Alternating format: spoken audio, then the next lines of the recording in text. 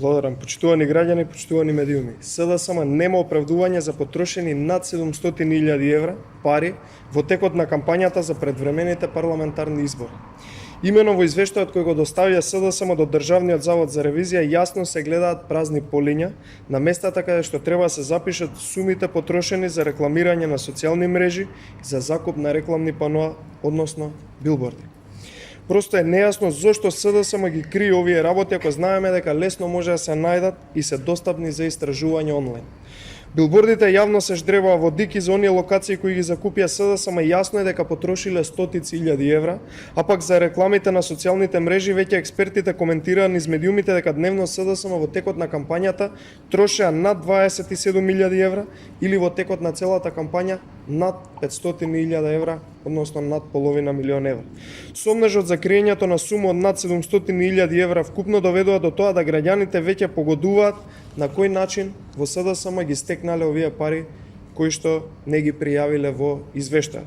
Дали можеби парите се од рекетирањето на бизнисмените и од Луи Витон торбата? Тоа останува да одговори СДСМ. Целиот изборен процес и кампања СДСМ го водеше недемократски и со изборен грабеж и подкуп. Нормално, со црни пари, за кои на сите граѓани веќе им е јасно тоа. Дупката од 700.000 евра во извештајот на СДСМ е доволен показател дека целата кампања ја финансирале од црните пари кои ги стекнале преку рекетирање. Благодарам, повелете прашање. За прашање ве се ако вчера, дали има нешто нови детали околу формирање парламентарно мнозинство, дали можеме овде разговори со некоја партија?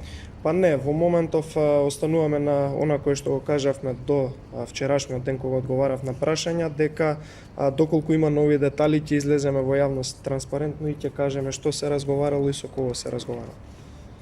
Доколку нема други прашања, би сакал да ги прочитам оние кои што пристигнаат до прес-центарот. Дали за идната недела имате закажано средба со некој од албанските партии, дали ќе обезбедите мнозинство во собранието?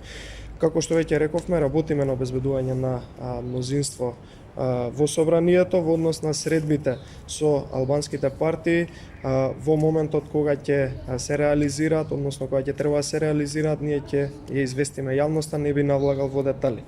Дали конкретно ќе предложите нов закон за корупција со кој ќе се истражи начинот на стекнување на имотот кај функционерите и дали за ова има некаков компромис, но и разговори со останатите партии, бидејќи декларативни заложби за ова има од сите политички лидери.